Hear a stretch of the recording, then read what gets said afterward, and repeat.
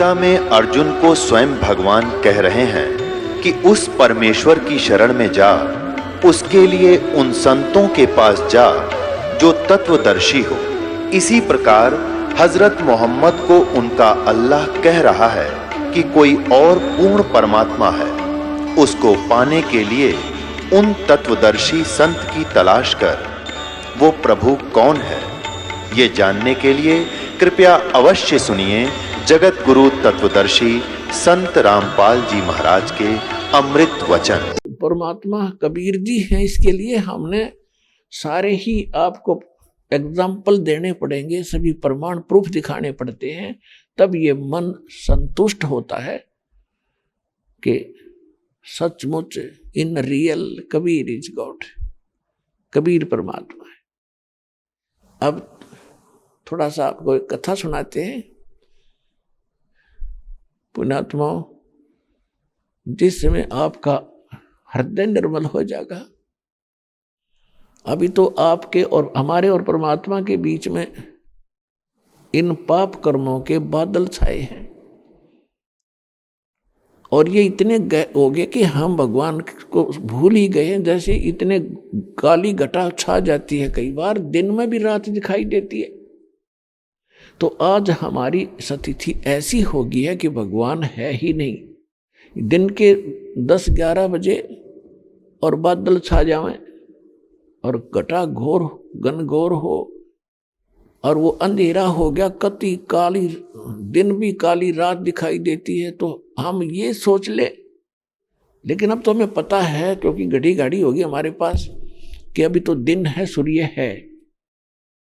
तो इसी प्रकार जब हमारे पाप कर्म हमारे सामने परमात्मा के बीच में न्यू अड़ गए, तो हमने ये मान लिया भगवान है ही नहीं। और ये जब पाप कर्मों के बादल छट जाएंगे, फिर भगवान आपको स्पष्ट दिखाई देगा। जैसे सूरज के आगे बदरा, ऐसे कर्म छयारे, प्रेम की पवन करे चित मंजन, जुलुक तेज नयारे। जैसे सूर्य के आगे बादल हों, तेज हवा चल पड़ती है, बादलों को तितर बितर करके उनको सब हटा देती है और सूर्य साफ दिखाई देता। तो इसी प्रकार कहते हैं, प्रेम की पवन करे चितमंजन और झलके तेज नयारे। जिसमें आपका अंतःकरण पाप रहित होता चला जाएगा, उतनी ही श्रद्धा आपकी भगवान में बढ़ दी जाएगी। और परमात्मा का जिक्र आते ही, परमात्मा का किसी भी के ऊपर किया हुआ उपकार याद आते ही, आपकी आंखों से पानी बह चलेगा, दरिया फूट जाएगी। तो उसको कहते हैं प्रेम की पवन। वह प्रेम की पवन चल पड़ी और उससे पाप नाश होने, जो शेष रहते हैं उससे भी नाश होते। तो प्रेम की पवन करे चितमंजन, फिर झलके तेज नयारे, फिर नई नई परमात्मा के अंदर उमंग उठेगी। परमात्मा कहते हैं, मैं रोवत हूं सृष्टि को, सृष्टि रोवे मोहे, गरीबदास इस वियोग को समझ न सकता कोई। अपनात्माओं, जैसे तुलसीदास जी ने रामायण लिखी थी, श्री रामचंद्र जी की घटना लाखों वर्ष पूर्व घटी हुई थी, और यूं की यूं चित्रार्थ कर दी अपनी वाणी में, लोकोक्तियों के माध्यम से, चौपाइयों के माध्यम से। और वो आज पूरा हिंदुस्तान हिंदू धर्म पढ़ रहा है, सत्य मान रहा है। अब उनकी जो रेंज थी दिव्य दृष्टि की, क्योंकि जिनकी दिव्य दृष्टि खुल जाती है भूत भविष्य और वर्तमान की सारी कुछ देख सकते हैं। लेकिन वो रेंज होती है, उसकी एक क्षमता होती है। जैसे एक दूरबीन होती है, दूरदर्शी जिसे कहते हैं, उसकी रेंज होती है। एक तो ऐसी होती है कि 1 किलोमीटर देख सकती है, एक ऐसी है कि खगोल भगोल की जानकारी ले लेती है, यहाँ बैठी बहुत काफी समय दूर तक देख सकती है। तो ऐसे परमेश्वर से प्राप्त दिव्य दृष्टि आदरणीय गरीबदास साहिब जी ने जो ज्ञान बताया, वो तुलसीदास जी की दिव्य दृष्टि यानी उस ज्ञान से बहुत ज्यादा अक्षमता वाला था और ज्यादा गूढ़ ज्ञान है, और वो समर्थ भगवान का ज्ञान है। तुलसीदास जी ने केवल इस तीन लोक के भगवान श्री विष्णु का ज्ञान था। तो आदरणीय गरीबदास साहिब जी को जो परमात्मा सचखंड देकर गए, अब देखो आपको बहुत बार दिखा है पवित्र वेदों में, हम पवित्र वेदों को एक यथार्थ भक्ति ज्ञान युक्त मानते रहे कि वेद जैसा ज्ञान धरती पर नहीं और गीता जैसा ज्ञान पृथ्वी पर नहीं। बिल्कुल सही है, लेकिन और पुराणों का ज्ञान बिल्कुल सही मानते थे हम। आज पुराण क्या बता रहे हमने खुद देखा। जब बात बनी, अभी तक तो नकली ब्राह्मण पंडित, कोई जाति ब्राह्मण नहीं होती। पुण्यात्माओं, हमारे साथ काल ने कई पचेड़े लगा दिए। कोई जाति विशेष में उलझ के बैठ गया, कोई धर्म विशेष को अपना उत्तम मानता है, कोई उसके एक शब्द कह दे तो वो दुख मानता है। हम जीव, हमारी जाति है, मानव धर्म हमारा, हिंदू मुस्लिम सिख ईसाई धर्म नहीं कोई नारा। मेरे दादा गुरुजी जो थे वो जाट थे, छावला गांव के दिल्ली में, और मेरे पूज्य गुरुदेव जी वो ब्राह्मण थे, ब्राह्मण वर्ण से थे। पुण्यात्माओं, यहाँ जाति से नहीं, हमारा लिंक जीव आत्मा से है। मेरे पूज्य गुरुदेव जी ब्राह्मण होते अपने आप को पंडित नहीं कहते थे कि नहीं हम संत हैं, हम भक्त हैं। पंडित सोए जो पिंड की जाने। और मेरे दादा गुरुजी जो थे छावले के जाट होते, पंडित कब आगे?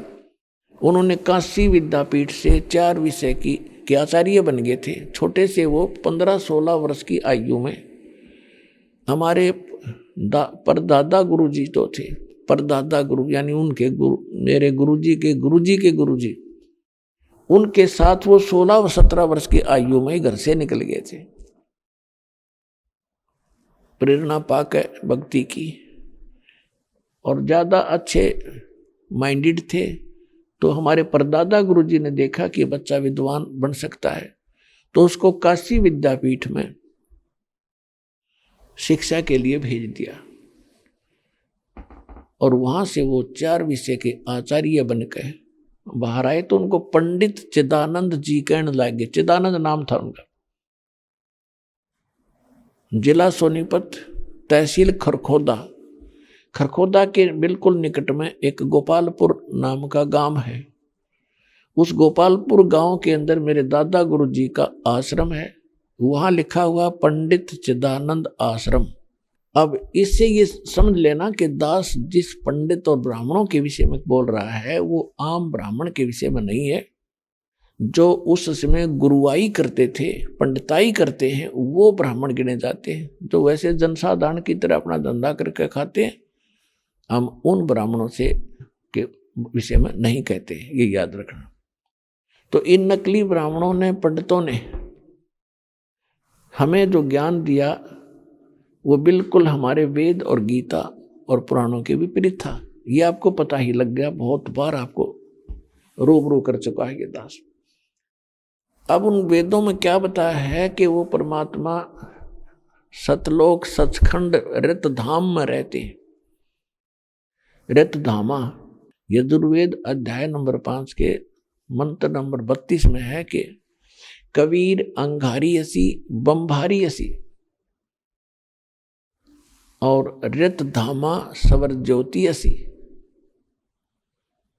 इसका अर्थ बनता है कि उसी का सी पूर्ण शांतिदायक है, वो पूर्ण शांतिदायक। जैसे गीता अध्याय नंबर 18 के श्लोक नंबर 62 में कहा कि अर्जुन तू सर्वभाव से उस परमेश्वर की शरण में जा, उस परमेश्वर की कृपा से तू परम शांति को और सनातन परम धाम को प्राप्त होगा। वेद कहते हैं वो कबीर है। कबीर अंगारी ऐसी, अंग माने अग माने पाप, अरि माने पापों का शत्रु यानी पाप नाशक। केवल एक परमात्मा है जो हमारे पापों का नाश कर सकता है, वो परम अक्षर ब्रह्म है। और उसका नाम कबीर देव है। कबीर देव, कबीर साहब, हम उसको कबीर साहब कहने लगे। फिर बम भारी ऐसी, बम भारी, बम माने बम्भर माने बंधन, कर्मों के बंधन, काल की कैद। ये कर्मों का बंधन काल की कैद है। बम भारी, अरि माने शत्रु, बंधनों का शत्रु, बंधन का टनिया, बंधनों का नाश करने वाला। हम अपनी संत लैंग्वेज में उनको, परमात्मा को बंदी छोड़ कहते हैं। और वो स्वयं भी कहते हैं, अमर करूं सतलोक पठाऊं, ताते बंदी छोड़ कहाऊं। बंदी छोड़ हमारा नामम, अजर अमर है अस्थिर ठामम। और वेद कह रहे हैं, कबीर अंगारी असी, बम्भारी असी, रित धामासी, सवर ज्योति रित धामासी। वो स्वयं प्रकाशित लोक रित धाम सतलोक में रहता है। ऋग्वेद मंडल नंबर 9 सूक्त 86 के मंत्र 26 और 27 में, ऋग्वेद मंडल नंबर 9 सूक्त 82 के मंत्र 1, 2, 3 में, ऋग्वेद मंडल नंबर 9 सूक्त 96 96 के मंत्र 16 से लेकर 20 तक ही लिंक है उसका। ऋग्वेद मंडल नंबर 9 सूक्त 94 94 के मंत्र 1 में, ऋग्वेद मंडल नंबर 9 सूक्त 95 के मंत्र 2 में, ऋग्वेद मंडल नंबर 9 सूक्त 54 मंत्र 3 में, ऋग्वेद मंडल नंबर 9 सूक्त 20 मंत्र 1 में, ऋग्वेद मंडल नंबर 9 सूक्त 1 मंत्र 8 और 9 में। और अनेकों स्थानों पर ढेर सारे प्रमाण हैं कि वो परमात्मा मनुष्य सदृश है। सवर ज्योति, सौ प्रकाशित लोक, सतलोक एक पृथ्वी है, जैसे यह पृथ्वी ऐसी, लेकिन उसका जो मटेरियल है वो अविनाशी है और वहाँ का वातावरण दूषित नहीं होता। वहाँ एक तत्व से बने हुए सभी पदार्थ और हमारी बॉडी है, जहाँ जैसे यहाँ 5 तत्वों से बने हुए हैं, सेब हैं, संतरे हैं, काजू किशमिश है, मनुष्य हैं, पक्षी हैं, पेड़ पौधे, ये सब 5 तत्वों से ही बने हुए हैं। वहाँ केवल एक नूर तत्व से ही बना हुआ है।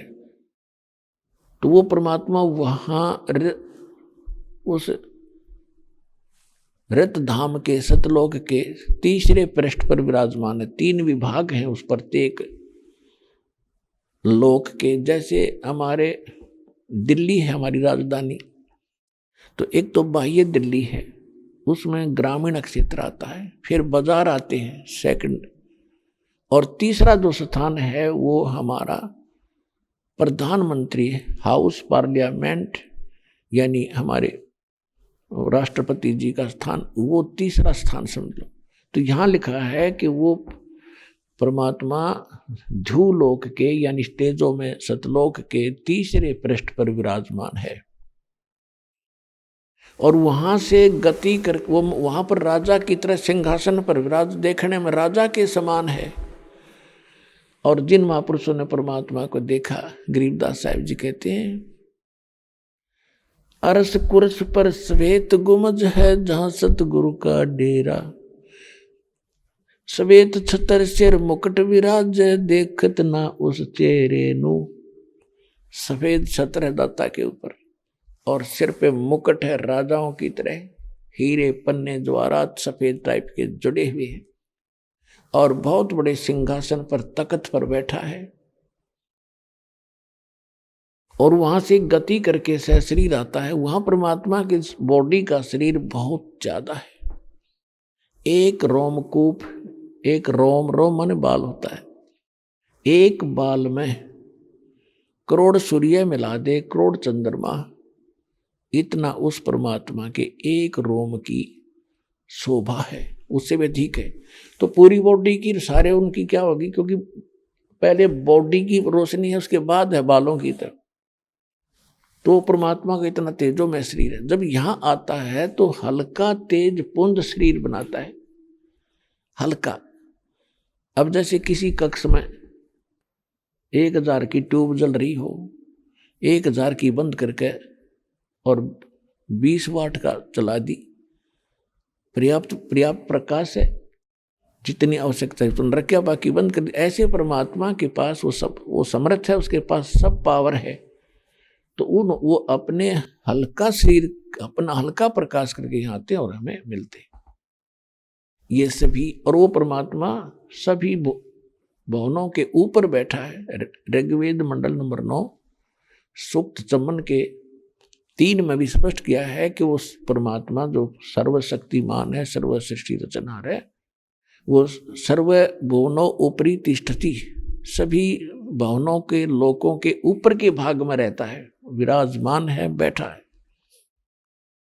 वहां से गति करके आता है और अच्छी आत्माओं को मिलता है। तो अच्छी आत्माओं को मिलके क्या करता है कि उनको उपदेश देता है, अपना यथार्थ ज्ञान देता है। उन दृढ़ भक्त होते हैं।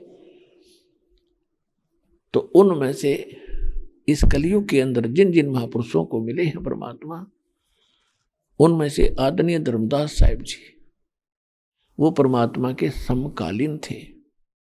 आदरणीय मुल्कदास साहिब जी ये भी समकालीन थे। आदरणीय नानक साहिब जी ये भी समकालीन थे।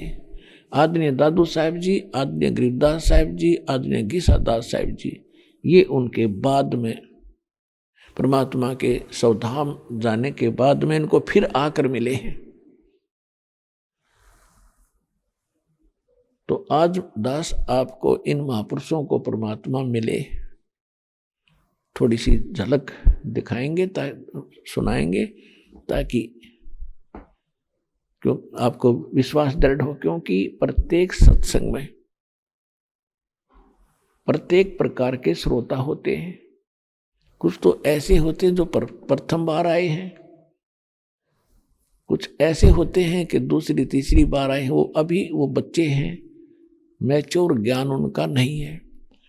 और कुछ ऐसे हैं जिनको सतनाम प्राप्त हो चुका है, तो वो कुछ अच्छी क्लास में हो गए हैं, और कुछ को सारनाम भी प्राप्त है। कुछ वैसे ही फर्ज श्रोता भी आ रहे हैं अपने भक्तों के कहने से।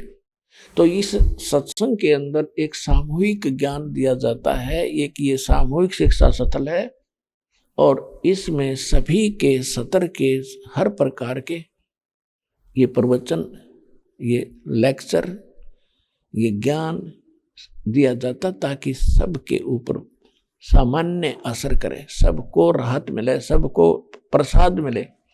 अब आपको बताते हैं, ये परमात्मा इस कलयुग के अंदर सभी महापुरुषों को एक जिंदा महात्मा के रूप में मिला। बेशक वो उस समय समकालीन थे, और चाहे उनको बाद में मिले, एक साधु रूप में आए। आदरणीय धर्मदास साहिब जी को मिले परमात्मा, जिस समय वो मथुरा में गए हुए थे। मथुरा के अंदर किस लिए गए थे? क्योंकि उनके पूर्व गुरु ने श्री रूपदास जी, जो वैष्णव परंपरा से संबंध रखते थे, उन्होंने परमात्मा उस धर्मदास जी को बता रखा था कि भगवान श्री कृष्ण इज विष्णु, ये विष्णु अवतार थे, और श्री राम भी विष्णु अवतार थे। विष्णु सुप्रीम पावर हैं, ये सब सुखदाता हैं, सारी सृष्टि के रचनहार हैं। यही तीनों रूप बनाकर सृष्टि, स्थिति और संहार करते हैं। इनकी भक्ति से पूर्ण मोक्ष हो जाता है और विष्णु जी के लोक को प्राप्त हो जाते हैं। उसके लिए साधना बताई थी कि 68 तीर्थ अवश्य करने चाहिए, जाना चाहिए, उन पे भ्रमण करना चाहिए, एकादशी का व्रत किया जाना चाहिए, करा करो। जो भी गुरु जी ने उसको साधना दी थी वो सभी कर रहा था। परमात्मा जिंदा महात्मा का रूप बनाकर धर्मदास जी को मिले, उनके साथ 2-3 बार 4-5 बार मीटिंग की। अंतर्ध्यान हो जाते फिर मिलते, अंतर्ध्यान हो जाते फिर मिलते। अंत में फिर धर्मदास जी को सचखंड लेकर गए उनकी विशेष प्रार्थना पर। सचखंड सतलोक ले जाकर उनको वापस छोड़ा, तो उस समय उनको पता चला कि ये तो सचमुच परमात्मा है, ये तो सचमुच पूर्ण परमात्मा है। इसी प्रकार मुल्कदास जी को सचखंड लेकर गए, तीसरे दिन वापस छोड़ा। ऐसे धर्मदास जी 3 दिन तक अचेत पड़े रहे। ऐसे नानक साहिब जी को बेई नदी पर मिले थे, सुल्तानपुर शहर, जो सुल्तानपुर शहर में, जो वर्तमान में पाकिस्तान के अंदर है। और वहाँ से सचखंड लेकर गए परमात्मा, यही जिंदा महात्मा के रूप में आए थे। फिर वहाँ दिखाकर सारी अपनी समर्थता उनको वापस छोड़ दिया और कहा मैं काशी में मिलूँगा और वहाँ रहता हूँ, वहाँ ज्ञान बताता हूँ, जुल्हे के रूप में रहता हूँ, वहाँ जाना बच्चा सतनाम दूंगा।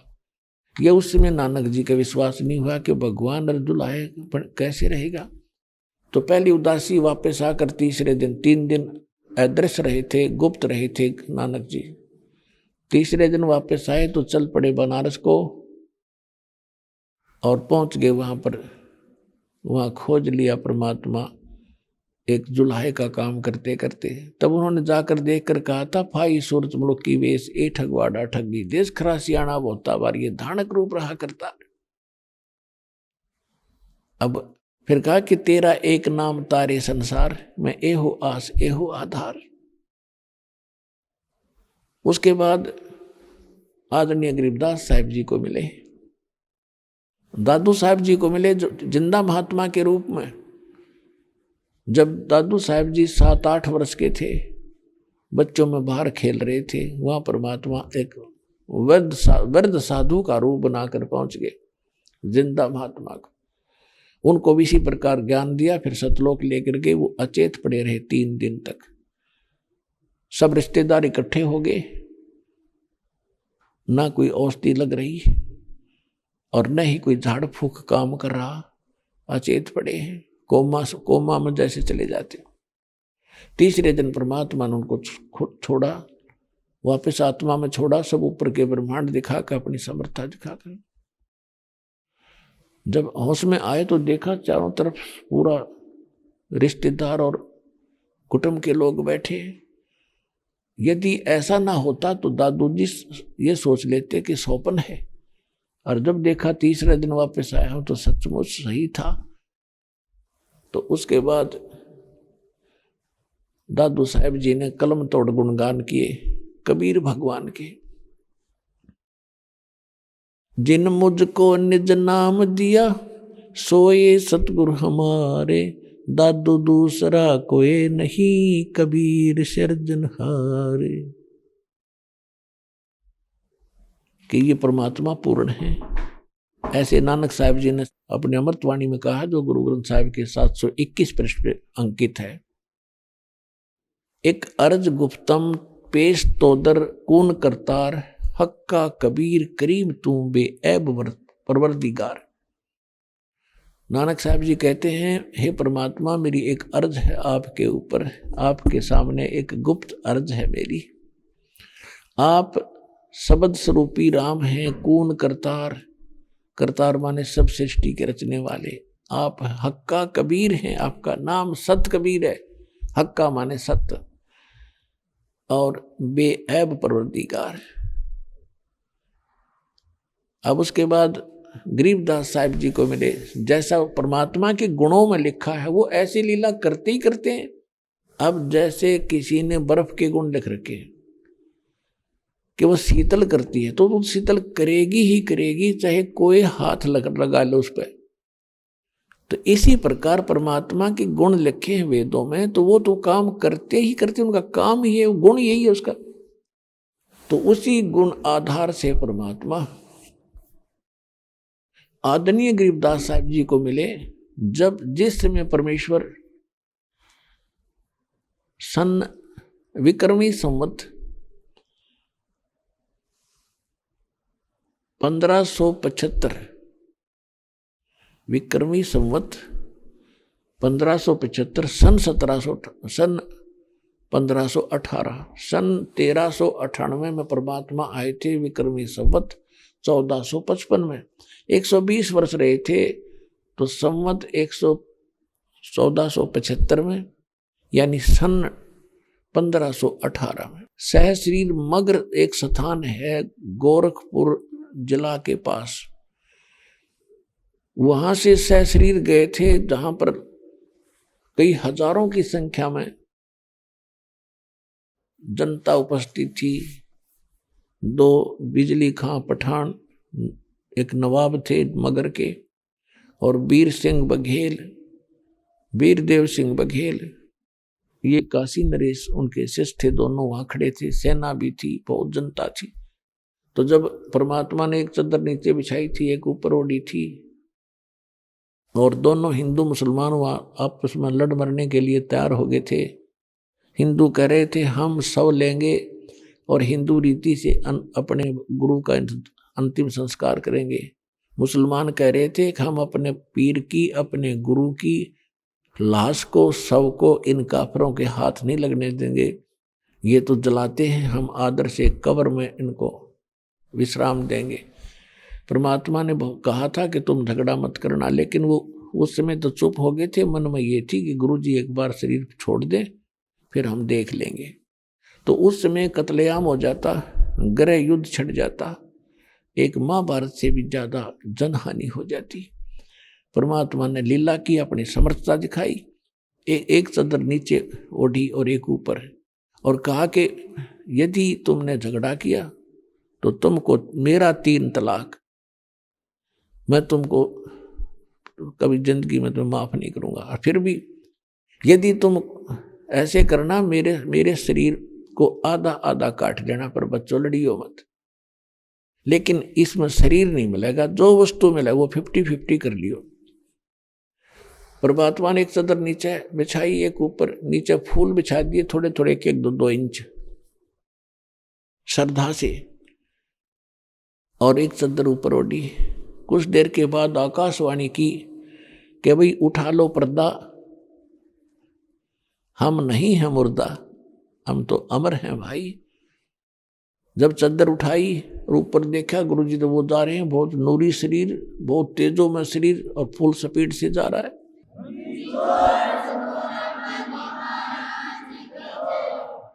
चद्दर उठाई तो क्या देखा कि सब शरीर के, सब के बराबर ऊंचाई के सुगंधित फूल, जैसे अभी बाड़ी से तोड़ कर लाए हों, फुलवाड़ी से। मुसलमान और हिंदू कहाँ तो कत्लेआम करने को तैयार थे, और कहाँ हथियार डालकर एक दूसरे से गले से मिलकर रो रहे हैं, जिन जैसे बच्चों के माँ बाप मर जाते हैं। इतना दुख मान रहे हैं और कोस रहे हैं अपने आप को, हम कितने नीच थे, हम कितने दुष्ट हैं, हम भगवान अल्लाह को पहचान नहीं सके। एक चद्दर हिंदुओं ने ले ली, एक चद्दर मुसलमानों ने। आधे फूल भगवान ने जो वहां रखे थे वो तो सहसली चले गए, आधे हिंदुओं ने ले लिए, आधे मुसलमानों ने। और बिजली खां पठान का वो राज्य था, उसने वहां हिंदुओं ने आधे फूल लेकर वहीं यादगार बना दी, वहीं पर मुसलमानों ने आधे फूल एक चद्दर लेकर यादगार बना दी। ये दास देख रहा है, आपको दिखाते भी हैं। तो ये दास वहां गए थे जहां परमात्मा की यादगार बनी हुई है। 2-3 बार हम गए अपने भगवान के बच्चों को उसको दिखाने के लिए, कि ताकि इनका दृढ़ विश्वास हो और आने वाले समय में अपने भाई बहनों को प्रमाण करें कि हम गए थे, सचमुच वहां पर ऐसा ही है। लोगों से भी पूछा था तो यह सच्चाई है। तो उसमें क्या बना रखा है कि दोनों यादगारों में ज्यादा से ज्यादा 100 फुट का स्थान है। ये देखिएगा, ये है मेन गेट, शाहजला गेट है ये। हाँ ये है, ये तो है मुसलमानों ने बना रखी है यादगार, और ये है हिंदुओं ने बना रखी है। इनके बीच में एक ये द्वार है वहां तक, ये वाली थोड़ी सी, और इसमें ग्रिल लगा रखी हैं। अब तो और यहाँ भी एक सादला गेट है। एक तो ये इनका अपना गेट है मुसलमानों वाले का, और हिंदुओं वालों का इधर से गेट है आगे से, ये पूरा नहीं आया इस फोटो में। और फिर इनमें आपस में आने जाने के दर्शक आते हैं, तो यहाँ भी ये गेट है सामने। तो ये मुसलमानों ने बना रखी है अपने तरीके से यादगार, और ये हिंदुओं ने बना रखी है यादगार। तो ये एक अद्वितीय प्रमाण आज भी हमारे सामने उपलब्ध है। अच्छा, इसमें क्या किया परमात्मा ने? बिजली खां पठान का ये क्षेत्र था। बिजली खां पठान ने 500 बीघा जमीन हिंदुओं को दे दी कि आप अपनी यादगार यहाँ बनाओ, रहो और इसको संभालो और इसके खर्च से आप इसका चलाओ। और 500 बीघा जमीन दे दी मुसलमानों को कि आप अपनी इस यादगार को रखो और इसको चलाओ। तो ये वहां आज भी विद्यमान है। तो पुण्यात्माओं, हम भगवान को भूल चुके थे। हमने परमात्मा का नाम निशान भी पता नहीं था। हम इन रामकृष्ण में उलझे रहे, इन नकली संतों, आचार्यों, शंकराचार्यों और इन पंडितों के कारण, जिनको खुद अपने सदग्रंथों का पता नहीं। बताओ, जो टीचर सिलेबस से परिचित नहीं है तो खाक काहे का टीचर है वो तो दुश्मन है विद्यार्थियों का। तो ये हमारे दुश्मन थे जो हमारे गुरु बन गए, पीर बन गए और हमारे पूर्वजों को मिसगाइड करते रहे। अब परमात्मा ने दया करी, आपको शिक्षित किया और दास को इस ज्ञान से युक्त किया। और आज अब हमने देखा है सदग्रंथ अपने के बताए हैं, क्या ज्ञान दे रहे हैं, तब संतोष हुआ। तो पुण्यात्माओं, इसी प्रकार आदरणीय गरीबदास साहिब जी को परमात्मा, जिसमें जैसे आप जी को कबीर सागर में दिखाया जाता है कि कलयुग बीते 5500 पाचा, चौथा युग जब कलयुग आई तब हम अपना अंश पठाई, काल फंद छूटे नर लोई, सकल सृष्टि परवानी खोई, घर घर देखो बोध विचारा, सत नाम सब ठोर उचारा, कलयुग बीते 5500 पाचा, जब यो मेरा वचन होगा साचा, कलयुग बीत जावे जब एता, और सभी जीव सर्व जीव परम पुरुष पद चेता। अब क्या बताते हैं, कबीर साहब ने काल से कहा था, काल ने कहा था कि 3 युगों में जीव थोड़े ले जाना दाता, और चौथे युग में आप कितने ले जाना, मुझे कोई ऑब्जेक्शन नहीं। फिर जब परमात्मा ने कहा था ठीक है तथास्तु, तो काल फिर उसी समय बदल गया गिरगिट की तरह, कहने लगा चौथे युग में बेशक आ जाइयो अपने जीव निकालने के लिए, कलयुग में इनको ऐसा कर दूंगा ये भगवान का नाम निशान भी भूल जाएंगे, इनको सारा उल्टा ज्ञान से भर दूंगा, 12 पंथ चला दूंगा तेरे नाम ते, और अनेक पंथ चलाऊं या विद जीवों को भरमाऊं, और बेशक जाइयो जोग जीत संसारा, जीव न माने कहा तुम्हारा, जीव तुम्हारा कहा न माने, और हमारी ओढ़ हो बाद बखाने।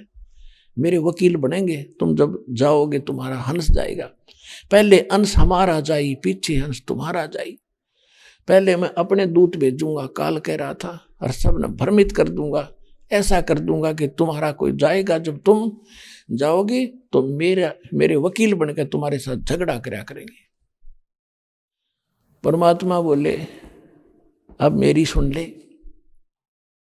चौथा युग जब कलयुग आई, तब हम अपना अंश पठाई, काल फंद छूटे नर लोई, शुक्ल सृष्टि परवानी खोई। वो तो पूरा जोर लगा रहा था, ऐसा कर दूंगा, ऐसा कर दूंगा, इनको 20 भागों में बांट दूंगा, हिंदू मुस्लिम सिख ईसाई और पता नहीं कितने।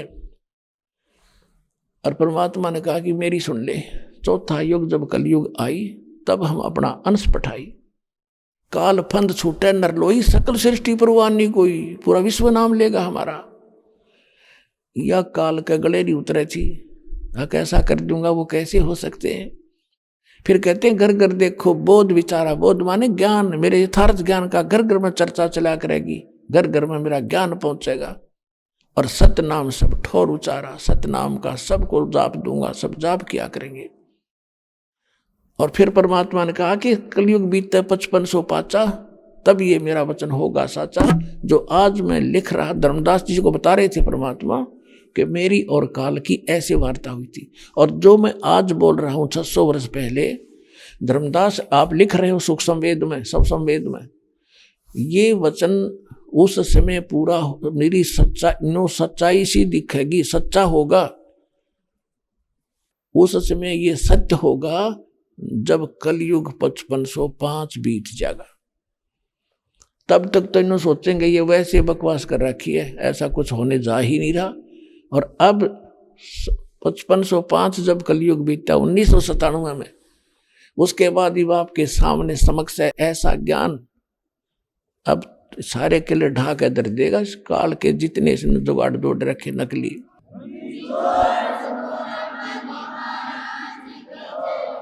और ज्ञान सब ज्ञानड़ी, कबीर ज्ञान सो ज्ञान, जैसे गोला तोब का यो करता चल मैदान।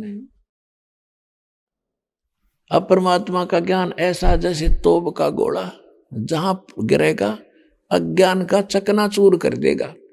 अज्ञान नहीं रह सकता उसके हृदय में, जाओ इस ज्ञान को सुन लेगा जो आज तक हमने सुना था। और परमात्मा कह रहे थे कि कलयुग बीत जावे जब एता, कितना 5505,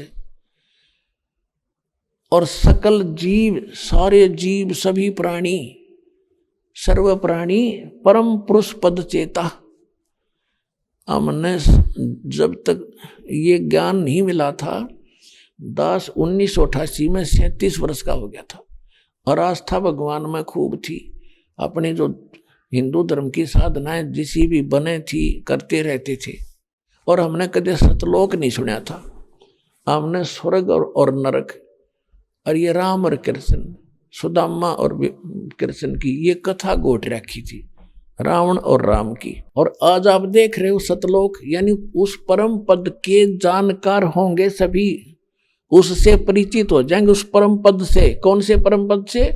गीता अध्याय नंबर 18 के श्लोक नंबर 62 में कहा है, और गीता अध्याय नंबर 15 के श्लोक नंबर 4 में जिसका जिक्र है कि अर्जुन तू सर्वभाव से उस परमेश्वर की शरण में जा, उसकी कृपा से तो परम शांति को और सनातन परम धाम को प्राप्त होगा। तत्वदर्शी संत की प्राप्ति के उपरांत 15वें अध्याय के 4थे श्लोक में, तत्वदर्शी संत की प्राप्ति के उपरांत उस तत्व ज्ञान रूपी शस्त्र से इस अज्ञान को काट के परमेश्वर के उस परम पद की खोज करनी चाहिए, जहां जाने के बाद साधक फिर लौटकर कभी संसार में नहीं आते। और जिस परमेश्वर से इस संसार रूपी वृक्ष की प्रवृत्ति विस्तार को प्राप्त हुई है, यानी जिसने संसार रूपी वृक्ष को की रचना की है, और केवल उसकी पूजा करो, अन्य की नहीं, अपनी को रिजेक्ट कर दिया वापस। अपने आत्मा उस परम पद का जिक्र कहते हैं बालक बालक की जबान पर होगा, सतलोक सचखंड, सतलोक सचखंड, सतलोक सचखंड।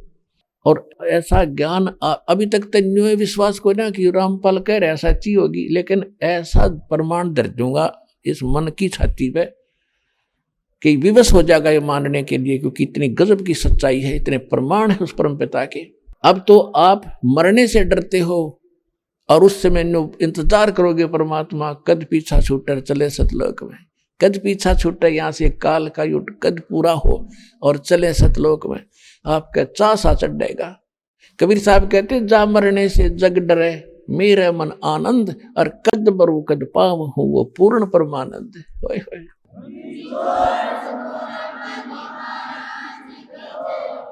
इस ज्ञान को श्रद्धा से सुनते रहना, ये सच्चाई है। आज ना कल, कल ना परसों, 2 वर्ष 4 वर्ष में कति 100% सत्य होगी। यह सत्य तो है ही, वो असत आगे अड़ी हुई है ज्ञान, वो धीरे धीरे खत्म हो जाएगा। और फिर आपको 100% विश्वास करा दिया जाएगा कि वो ऐसा स्थान है जहां हम पहले रहते थे, क्योंकि भगवान ने बताई है ये कहानी। ये जीव की बनाई हुई दंत कथा नहीं है, और गॉड गिवन जो ज्ञान है वो झूठा नहीं हो सकता। पहला तो विश्वास का आपको ये पॉइंट याद रखना।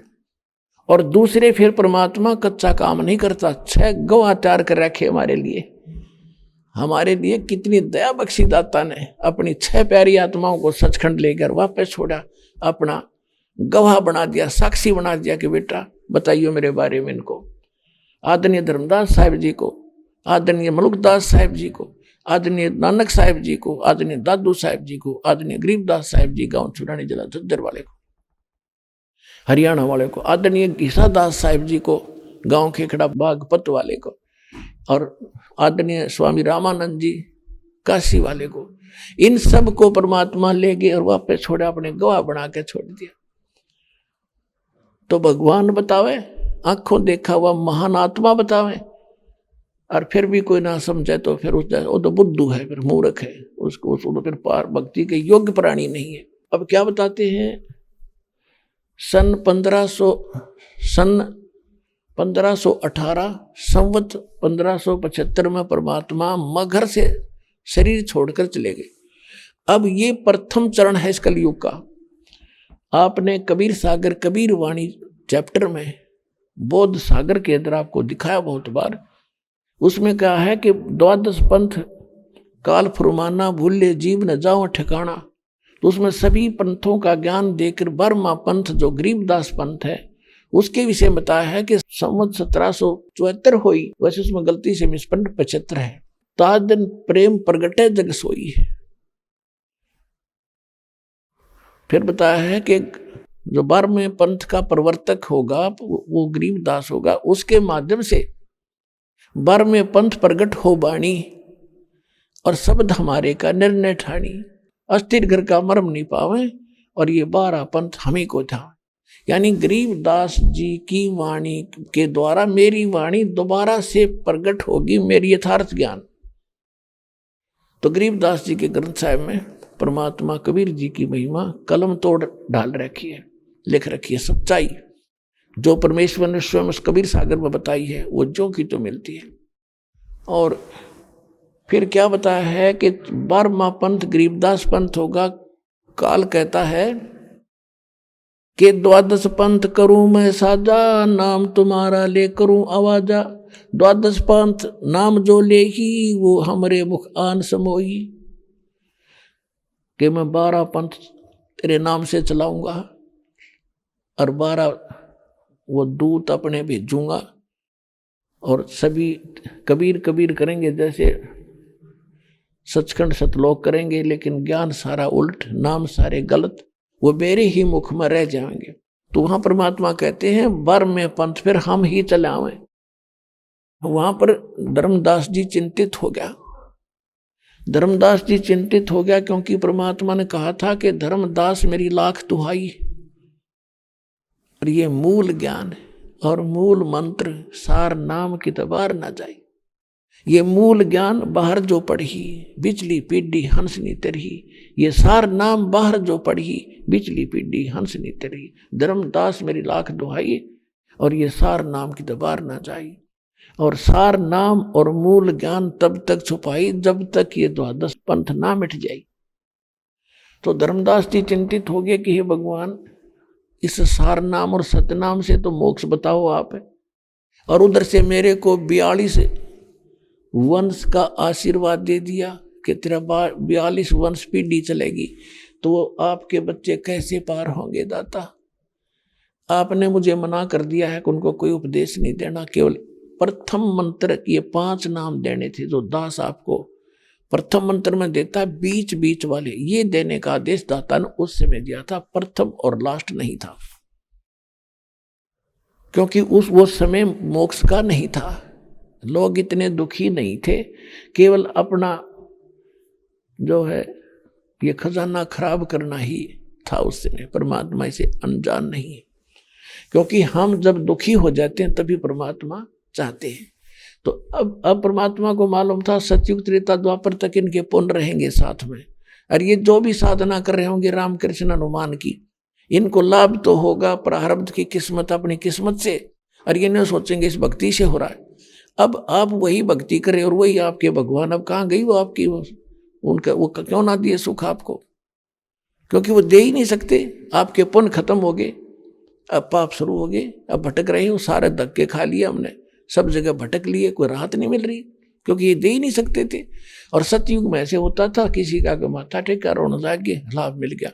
वो भगवान हमें दुखी नहीं देख सकता, और जब तक हमारे पुण्य है वो तुरंत आकर खड़ा हो जाता है, पुण्य जो दिला देता है।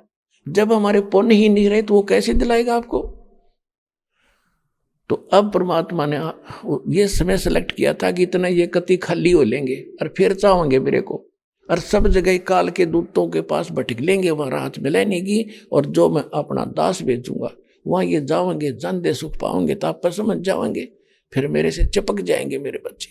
परमात्मा ने कहा था, वो बहुत चिंतित हो गया धर्मदास तब परमात्मा ने कहा था कि जब 12वां पंथ चलेगा काल का गरीबदास जी के द्वारा, उसके क्योंकि गरीबदास जी और सारे जितने भी पंथ प्रवर्तक थे, इन 12 पंथा के मुखिया या उनमें जो बच्चे काल में फंसा लिए, वो सारे तो भगवान के बच्चे हैं।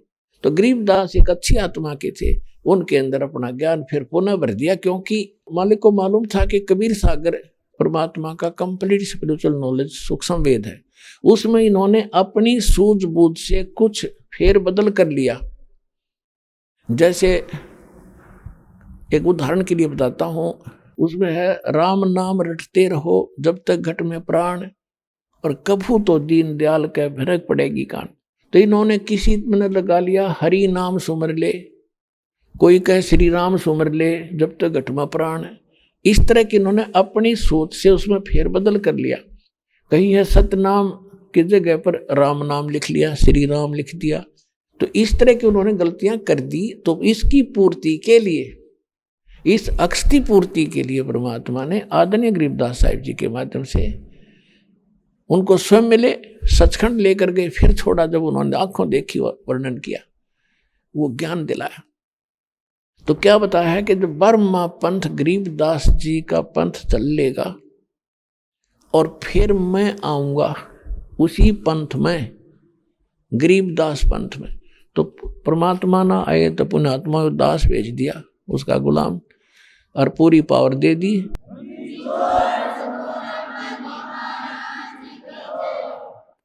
और उस समय परमात्मा ने कहा था कि धर्मदास प्रथम चरण कलयुग निर्याना, और तब मगर मांडू मैदाना। यानी हमारे को परमात्मा ये बताना चाहते हैं कि प्रथम चरण कौन सा है। प्रथम चरण कलयुग निर्याना, इसका मैं फैसला कर दूं, और तब मगर मांडो मैदाना, मगर से मैं सहशरीर जाऊंगा, वो होगा प्रथम चरण। और फिर लास्ट चरण, और यो बिचली पीढ़ी। परमात्मा ने कलयुग को 3 चरणों बांटा है। और बिचली पीढ़ी यानी मध्य चरण जो है, ये अब शुरू हुआ है। जिस दिन से दास का जन्म हुआ 1951 में, उसके बाद ये समझ लो भारत स्वतंत्रता हुआ। उसके बाद शिक्षा का सत्र बढ़ा, और 1997 में परमात्मा दास को आकर मिले और कहा बेटा खोल दे खजाना। तो अब आपको सुनाते हैं धर्म आदरणीय गरीबदास साहिब जी को परमात्मा मिले गांव छुड़ानी, जिला झज्जर, हरियाणा में। अपने आत्मा आपको ये विश्वास दृढ़ करने के लिए कि कबीर इज गॉड, तो ये सभी साक्षी, सभी गवाह, वो महान आत्मा आपके रूबरू किए जाएंगे। और फिर हमारे सदग्रंथ जिनको हम सर्वधार्य मानते थे, उनमें क्या लिखा है परमात्मा की महिमा और वो गुण है किस भगवान में, तो 2 मिनट में समझ में आ जाएगी। आप शिक्षित हो आज, तो परमात्मा ने आपको ये शिक्षा का विष खिलाना पड़ा, और इस विष को अब आपके पहले तो अभिशाप बना हमारे ऊपर। आज देखो छोटा सा कोई IAS, IPS, डॉक्टर, इंजीनियर, जज, मंत्री, प्रधानमंत्री या कोई छोटा मोटा MLA, MP बन जाता है, फूले नहीं समाते, अहंकार में भर जाता है।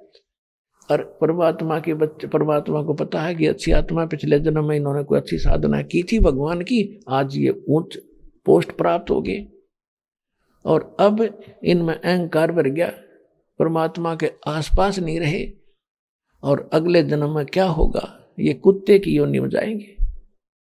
कुत्ते की योनि में जाएंगे जो भक्ति नहीं करता। परमात्मा का विधान है पुण्यात्मा, दास आपको भगवान के विधान से परिचित करा रहा है और प्रमाणित कर रहा है कि ऐसे ऐसे मालिक ने आके बताया। और जो अन्याय और अत्याचार करते हैं वो कुत्ते तो बनेंगे, साथ में उनके कीड़े भी पड़ेंगे। जो पद का दुरुपयोग करते हैं, दुर्बल को सताते हैं, जो मिलावट करते हैं, तंग करते हैं किसी परमात्मा की आत्माओं को, तो परमात्मा कहते तुमने उस दरगाह का मैल नहीं देखा, धर्मराज के तिल तिल का लेखा। उस परमात्मा के पाई पाई का हिसाब है। तो इसलिए ये विधान आपको याद दिलाया जाता है। परमात्मा इसलिए आए हैं कि ये भोली आत्मा कित फंस गए। अब आप देख रहे हो जिस स्तर से आबादी बढ़ रही है, यदि आप परमात्मा से परिचित नहीं हुए, परमात्मा का सारा जीव प्राणी ने नहीं लिया, तो 100 वर्ष के बाद 50 वर्ष के बाद हाहाकार मच जाएगी, आदमी खान लग जाएगा, ऐसी स्थिति आ जाएगी। लेकिन अब ये फिर से सेट होगा, ये आपसी भाईचारा बढ़ेगा। और माया की दौड़ किस लिए इकट्ठे करते हैं, ये मर जाते हैं 2 नंबर का काम करते करते, और कोठी बंगले बैंक में भर के, और आप मर गए, कुत्ते बन गए। अब चाट ले उस बैंक बैलेंस ने, शर्मा मारोगे तुम। तो परमात्मा याद दिलाते हैं, तुमने काल ने तुम्हें मूर्ख बना रखा है, गोबर के भूंड बना दिए तुम। गोबर के भूंड कैसे हैं, जैसे हमने देखा खेतों में एक भूंड होते हैं काले काले जीव, और वो पशु गोबर कर देते थे खेतों में। और वो क्या करते, दोनों पति पत्नी भूंड और भूंडनी उस गोबर जाते, गोबर को उठाते, गोला बनाते पूरा वहां पर, और फिर उसको धका कर लाते पंजों से, दोनों मंडले इतना मोटा गोला बनाकर फिर बिल में ठोकते, माटी निकाल कर कदे स्टॉक खत्म ना हो जाए, गोबर खत्म ना हो जाए, यानी दिन रात मंडेर और उसमें ठोके। और पशु के पैर के नीचे हमने देखा एक दिन दोनों मर गए, भैंस के पैर के नीचे आके, और गोबर जोड़ा जाड़ा रह गया उसका। तो आज हम अब इस दौर के अधिकतर व्यक्ति गोबर के भूंड हो गए, माया जोड़ते जोड़ते और मरे जाते हैं, और फिर गधे बन के कुमार के फेट हो जाते। परमात्मा कहते हैं अपना कल्याण करवाओ, ये समय मिला है, और फिर यहां भी सुख दूंगा आपको। परमात्मा आप सत्कर्म मानना, जो पूरा विश्व इस बार को ग्रहण कर लेगा, समय पर वर्षा होया करेगी, फिर से बाहर आ जाएगी पृथ्वी पर, और हम सीमित हो जाएंगे। आइए अब हम उन श्रद्धालुओं के अनुभव जानते हैं जो जगत गुरु तत्वदर्शी संत रामपाल जी महाराज जी से दीक्षा प्राप्त कर चुके हैं तथा उनके द्वारा बताए गए भक्ति मार्ग पर चल रहे हैं। सर नमस्कार। नमस्कार सर। सर क्या नाम है आपका? धर्मेंद्र दास। सर कहाँ से आए हैं आप? मैं गांव कोडियांवाली, जिला तहसील फाजिलका, पंजाब से आया हूँ। सर संत रामपाल जी महाराज की शरण में आने से पहले आप क्या भक्ति साधना करते थे? जी मैं नास्तिक था। तो फिर सर आप संत रामपाल जी महाराज की शरण में कैसे आए? जैसे मेरे भैया ने नाम उपदेश लिया था, मैं उनसे बोलता था भी परमात्मा होता है तो ऐसे गलत काम नहीं होते, जैसे किसी का बेटा मर जाता है, यानी ये परमात्मा नाम की चीज़ है ही नहीं। क्योंकि हमारे होते हैं, जैसे कोई एक्सीडेंट में मर रहा है, बाप से पहले बेटा चला जाता है, कोई पत्नी विधवा हो रही है, कोई बच्चा मर रहा है, कोई 3 साल का उसने कुछ नहीं किया, उसको कैंसर हो रहा है, तो मेरे लिए भी परमात्मा नाम की चीज़ थी नहीं। तो भैया ने मेरे को समझाया भी आप सत्संग सुनो, जो संत रामपाल जी हैं वो यही चीज़ बताते हैं भाई परमात्मा चीज़ क्या है। आप परमात्मा कहते हो भी परमात्मा चीज़ क्या, आप कहते हो परमात्मा है ही नहीं, आपकी बात सत्य है। जो हमारा लोक है ये काल का लोक है, इसमें वो परमात्मा नहीं है, वो हमें एक बकरों की तरह पाल रहा है, और जिसका जी करता है वो तब उसको निकाल लेता है और काट लेता है। इस तरह आप सही हो, आपके हिसाब से जो विधि है वो परमात्मा की नहीं है, पर संत रामपाल जी जो भक्ति बताते हैं वो आगे की है, उससे आगे आपको पता चलेगा सही मायने में परमात्मा है क्या।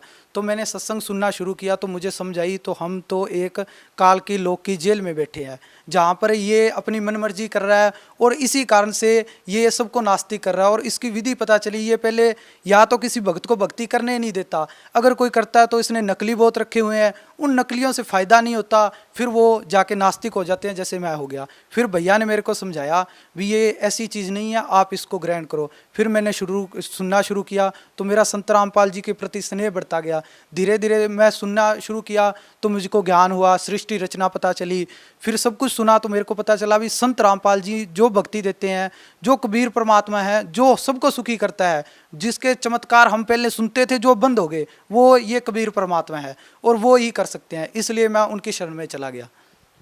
सर संत रामपाल जी महाराज की शरण में जाने के बाद आपको क्या लाभ मिले?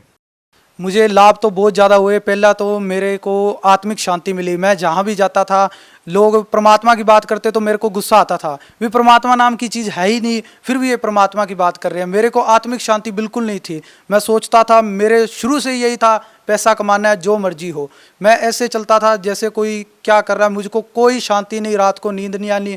जब मैं परमात्मा की शरण में आया, सबसे पहले तो मुझे संतोष मिला भी मुझे क्या चाहिए, मुझे मार्ग मिला, शास्त्र अनुकूल साधना मिली जो करनी चाहिए, पूरे गुरु की शरण मिली और पूरे लाभ हुए और मेरे मोक्ष का द्वार खुला। सबसे बड़ी हमें सतलोक जाने का रास्ता मिला, परमात्मा की दया हुई। और बहुत लाभ हैं जी, जैसे मुझको मानसिक लाभ हुए और तन के लाभ तो बहुत ज़्यादा है। पहले बीमार भी रहता था शुरू में, परमात्मा की दया से वो भी ठीक हो गया। जैसे मैं सिविल इंजीनियर का काम करता था, अब तो मैंने परमात्मा की दया से छोड़ दिया। ठीक है, तो मैं एक दिन शटरिंग खुलवा रहा था, तो ऊपर मेरे शटरिंग गिर गई, मुझे पता लग रहा है भी मेरे ऊपर गार्डर आ चुका है। तो परमात्मा की दया से मेरे जो कोई पीछे से खींच रहा था उसने मुझे पीछे कर लिया। सभी ने कहा आज तो तेरे गुरुजी ने तुझे बचा लिया।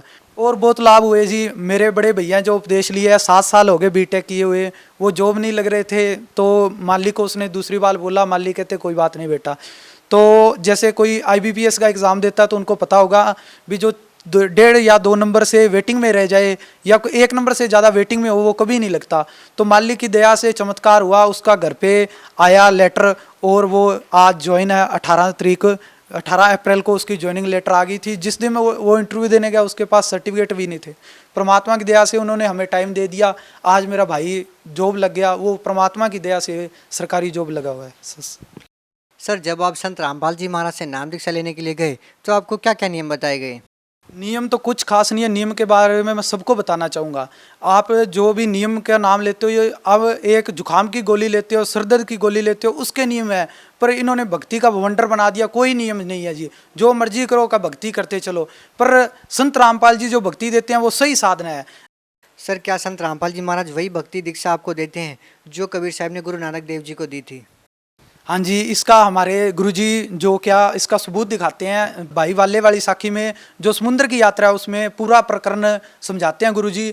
उसके अंदर पूरा सतनाम का विवरण लिखा हुआ है। ठीक है, आपको वो पता भी चल जाएगा वहाँ नाम क्या जपना है। गुरु नानक देव जी जो कहते थे वो साधना हम आज सारे जानते हैं भी। एक भक्ति रावण ने की, उसका क्या नाश हुआ। एक भक्ति भविष्य करता था, उसे बिना मांगे सोने की लंका मिली। एक गुरु नानक देव जी जिनको ये सूर्यधार्य मानते हैं, संत शिरोमणि मानते हैं, ठीक है, उनकी जो साधना थी वो आज संत रामपाल जी महाराज दे रहे हैं। मेरे को खुद को लाभ हो रहे हैं और सभी भक्तों को जो भक्त समाज से हमसे मिलते हैं उनसे यही लाभ मिल रहे हैं। कोई मेरे को पहले भी लाभ थे, अब भी लाभ है। मैं जो भक्ति करता हूँ, मेरे को जो भी कष्ट आते हैं परमात्मा उसमें बचाते हैं। परसों की बात है, जैसे मैं एक साइकिल वाले को ओवरटेक कर रहा था तो मुझे ऐसे लगा भी इससे रुक जाना चाहिए। तो जैसे मैं रुका, वो साइकिल वाला एक गाड़ी में भिड़ गया और मर गया। तो मुझे लगा भी परमात्मा साथ आज रोक लिया। सर, आप भगत समाज को क्या संदेश देना चाहेंगे? भगत समाज को मैं यही संदेश देना चाहता हूँ। पहली बात तो मैं रिक्वेस्ट करना चाहता हूँ, अपने जो शास्त्र हैं उनको पढ़ो। क्या वो साधना है, जो भी साधना दे रहे हैं उनको संत रामपाल जी से कंपेयर करके देखो और भक्ति करो और सतलोक आश्रम बरवाला जाओ और जन्म मरण से पीछा छुड़वाओ। तो सर, जो साधक संत रामपाल जी महाराज से नाम दीक्षा लेना चाहते हैं वो उनसे नाम दीक्षा कैसे ले सकते हैं? सर, हमारे जो नीचे जो सत्संग चलता है संत रामपाल जी महाराज का, उसके नीचे आश्रम के नंबर दिए जाते हैं, तो उन नंबरों पे कॉल करें और अपना पता बताएं। पहली बात तो आपको ज्ञान गंगा मुफ्त में मिलेगी, वो पढ़ें और वहाँ से कॉन्टैक्ट नंबर लेकर नामदान लें। सर, आपकी उम्र के जो नौजवान लोग हैं जो हर समय नशे में धुत रहते हैं, सर आप उनको क्या संदेश देना चाहेंगे? मैं उनको यही कहना चाहता हूँ कि संत रामपाल जी पूर्ण परमात्मा हैं, धरती पे आए हुए हैं। सिर्फ उन्हीं के, आपको कोई दवाई लेने की जरूरत नहीं, कहीं जाने की जरूरत नहीं। उनके शब्द में इतनी शक्ति है, आप मन से एक बार पुकार करके देखना, वो सब कुछ छुड़वा देंगे।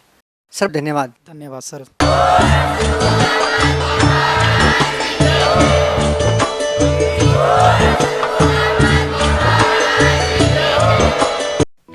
आप सुन रहे थे जगत गुरु तत्वदर्शी संत रामपाल जी महाराज के मंगल प्रवचन। अधिक जानकारी के लिए संपर्क करें।